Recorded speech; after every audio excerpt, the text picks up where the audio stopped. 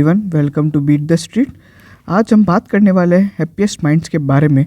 इस वीडियो में हम जानेंगे कि हैप्पीएस्ट माइंड्स यहाँ पे इतनी तेज़ी से क्यों बढ़ रहा है। ठीक है, इस वीडियो में हम कुछ इंपॉर्टेंट चीज़ों की बात करेंगे, जिसकी पहले बारे में मैं आपको बता देता हूँ। वो है एक तो मैनेजमेंट का, यहाँ पे अभी एक बहुत बड़ा इंटरव्यू आया है, उसके बारे में बात करेंगे। वहीं पे हम लोग बात करेंगे अभी एक और इम्पॉर्टेंट जो अपडेट है वो है नोमुरा की रिपोर्ट। इन दो चीज़ों के बारे में हम सबसे ज़्यादा बात करेंगे। लास्ट में हम आपको हमारा यहाँ पे टारगेट प्राइस बताएंगे कि हमारे स्टॉक पे कितना टारगेट प्राइस है, और हमारा ओपिनियन भी आपके साथ शेयर करेंगे। तो ये सारी चीज़ें हम इस वीडियो में जानेंगे। अगर आप हमारे चैनल पे पहली बार आ रहे हैं तो हमारे चैनल को ज़रूर सब्सक्राइब करें और बेल आइकन को ज़रूर दबाएं। चलिए, सबसे पहले अगर हम बात करते हैं मैनेजमेंट के इंटरव्यू की टेक अवेज की, यहाँ पे सबसे इम्पॉर्टेंट अपडेट है मैनेजमेंट ने यहाँ पे जो ग्रोथ का प्लानिंग किया है वो है 20% के अंदर। यहाँ पे अपकमिंग फाइनेंशियल ईयर, जो नेक्स्ट फाइनेंशियल ईयर यानी 2021 के अंदर यहाँ पे 20% ऑपरेटिंग रेवेन्यू ग्रोथ का यहाँ पे टारगेट है। ठीक है, अभी मैनेजमेंट का इसके पीछे क्या रीज़न है कि जितने भी बड़े बड़े बिजनेसेस हैं, पैंडमिक के कारण ज़्यादा से ज़्यादा IT और ऑनलाइन चीज़ें यानी ऑनलाइन टेक्नोलॉजीज़ का यूज़ कर रहे हैं। ठीक है, यहाँ पे और क्या क्या बोला है, देखिए उन्होंने बोला है कि पुराने तरीके से जो पहले बिजनेस होता था कि सब चीज़ें ऑफलाइन करना, वो अब नहीं हो सकता। प्री हो या पोस्ट पेंडेमिक हो, this can't be done now. ठीक है, और अभी ये क्या हो रहा है कि कंपनीज यहाँ पे ज़्यादा से ज़्यादा यहाँ पे IT कंपनीज पे भरोसा कर रही है और अपनी सभी चीज़ें और सभी प्रोसेस, सभी प्रोडक्ट एंड सर्विसेज को ऑनलाइन लाने की कोशिश कर रही है, और ज़्यादा से ज़्यादा ऑनलाइन टेक्नोलॉजी और IT टेक्नोलॉजी का यूज़ कर रही है। वहीं पर अगर हम बात करते हैं उसके बाद उन लोग का क्या मानना है कि देखिए, उन्होंने जो बोला है कि इंडस्ट्री के अंदर जो ग्रोथ रेट होगी ना वो 9 से 10% होगी, और इन लोग का जो हमेशा का टारगेट रहता है कि इन लोग को इंडस्ट्री ग्रोथ रेट से यहाँ पे डबल ग्रोथ हासिल करनी होती है। ठीक है, उसी के साथ अगर हम बात करें कि अभी तक यहाँ पे फर्स्ट 9 मंथ्स में कितना ग्रोथ हासिल करिए, तो मैं आपको बताऊँ यहाँ पे 9.6% की यहाँ पे ऑपरेशनल ग्रोथ यहाँ पे हासिल करिए। एबिटा मार्जिन जो है कंपनी का 27.3% है। वहीं पे अगर हम बात करते हैं यहाँ पे जो कि उसके अलावा और क्या क्या चीज़ें हैं, अगर एबिटा मार्जिन हम लोग 3 महीने का देखें दिसंबर क्वार्टर का, तो 29.3% है। ठीक है, अगर हम बात करें उसके अलावा और क्या क्या चीज़ें हैं, यहाँ पे ये मार्जिन्स ऐसे क्यों आए हैं, तो अगर हम देखेंगे तो यहाँ पे जो ट्रैवल एक्सपेंसेस है और रेंट है कंपनी का, वो कम हुआ है। ट्रैवल एक्सपेंस और रेंट के अंदर और इलेक्ट्रिसिटी के बचने के कारण एबिट मार्जिन इतना ज़्यादा आया है।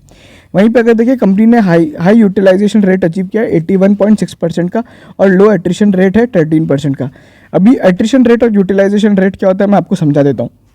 यूटिलाइजेशन रेट का मतलब होता है, मान लीजिए अगर कंपनी का एम्प्लॉय 100 घंटे यहाँ पे काम करता है, उसमें से कितने घंटे की बिलिंग यहाँ पे सामने वाले क्लाइंट को होती है। IT में यहाँ पे क्या होता है कि मान लीजिए मैं अगर आपकी कंपनी के लिए 10 घंटे काम करता हूँ, उसमें से 8 घंटे इफेक्टिव होते हैं, तो मैं 8 घंटे आपसे यहाँ पे 8 घंटे के पैसे लूँगा। तो इस तरीके से हैप्पीएस्ट माइंड के अंदर अगर कोई एम्प्लॉय 100 आवर्स काम कर रहा है तो 81.6 आवर्स यहाँ पे वो सामने वाला क्लाइंट को बिल करेगा।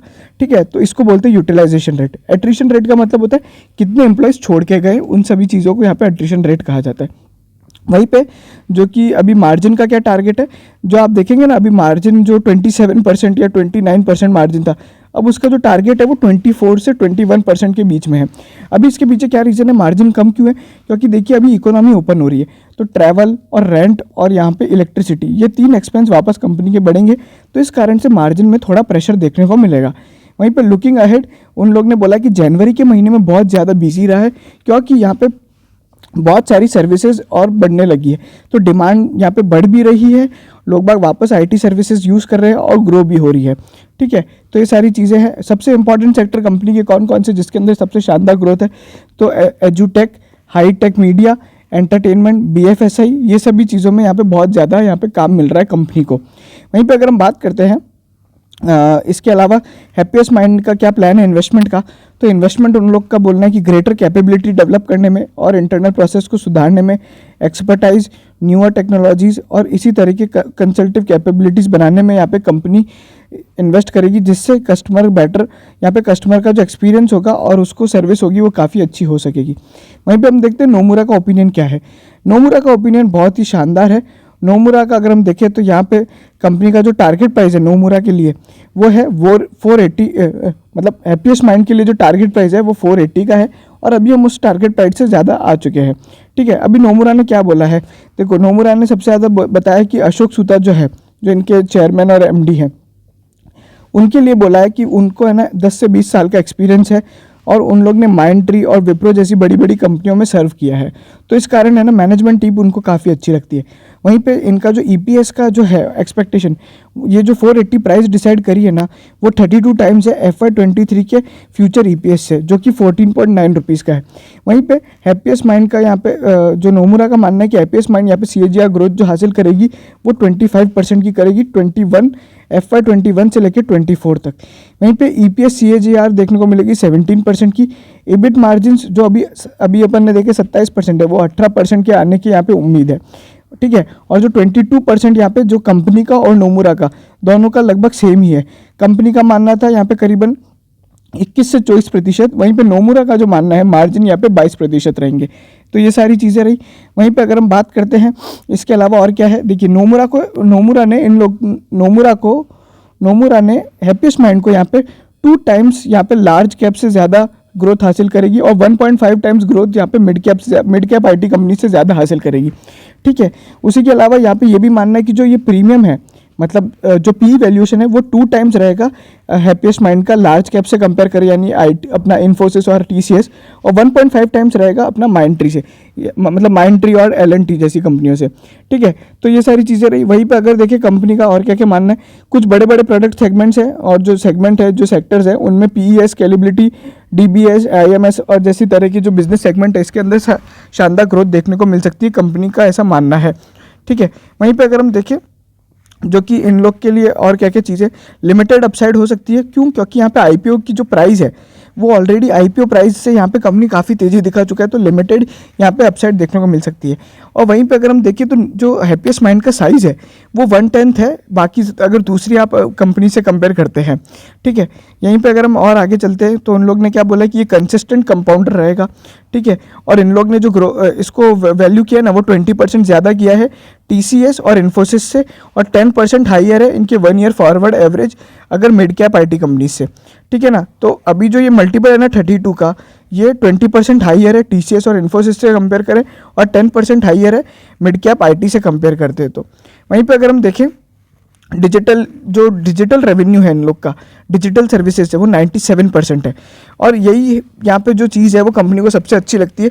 उसी के अलावा जो कंपनी के 2 बड़े बड़े कॉम्पिटिटर है वो है EPAM और ग्लोब करके जो बाहर की कंपनीज हैं, और यहाँ पे ये भी मानना है कि जो क्या बोलते हैं अपना इंडियन IT सर्विसेज में जो डिजिटल रेवेन्यू है ना वो लगभग 40 से 50% ही है। वहीं पे हैप्पीएस्ट माइंड का जो है वो 97% है।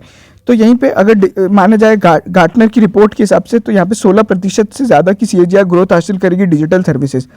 उसी के अलावा अगर हम बात करते हैं यहाँ पे और क्या क्या चीज़ है, तो जो क्लाउड, SaaS और सिक्योरिटी सर्विसेज है वो 75% रेवेन्यू यहाँ पे सर्व करती है। उसमें भी जो बड़े बड़े इनके कस्टमर्स है वो है Azure, Amazon web services, Salesforce, McAfee, ठीक है। वहीं पे अगर देखें हम यहाँ पे हैप्पीएस्ट माइंड का यहाँ पे मेजर कंटेंडर सिक्योरिटी सर्विसेज के अंदर है, और यहाँ पे IoT के अंदर बहुत बड़ा काम है। वहीं पे प्रोडक्ट इंजीनियरिंग के अंदर भी कंपनी का सबसे ज़्यादा काम होता है। तो उसी के साथ अगर हम देखें जो एक्टिव क्लाइंट है, इन लोग का एक्टिव क्लाइंट्स कितने हैं, तो 157 है एज ऑफ FY20। वहीं पे एवरेज क्लाइंट और रेवेन्यू है वो $6,15,000 है। और वहीं पे अगर हम देखें तो ये बिलो एवरेज है, अगर हम इसके जो है वो USD 3 से 4 मिलियन है यहाँ पे माइंडट्री और L&T का। और इसी के अलावा अगर हम बात करते हैं जो एक्सपोजर है इनका 38 क्लाइंट्स इनके $1 बिलियन से ज़्यादा के हैं। और वहीं पे increase focused on account mining, मतलब और ज़्यादा सेल्स करने को अकाउंट माइनिंग कहते हैं। वहीं पे जो डोमेन में जो बाकी सभी और दूसरे इनके ऑपरेशनल एसेट्स में जो इन्वेस्ट करेंगे उसके कारण यहाँ पे कंपनी बहुत ही बुलिश है हैप्पीएस्ट माइंड पे।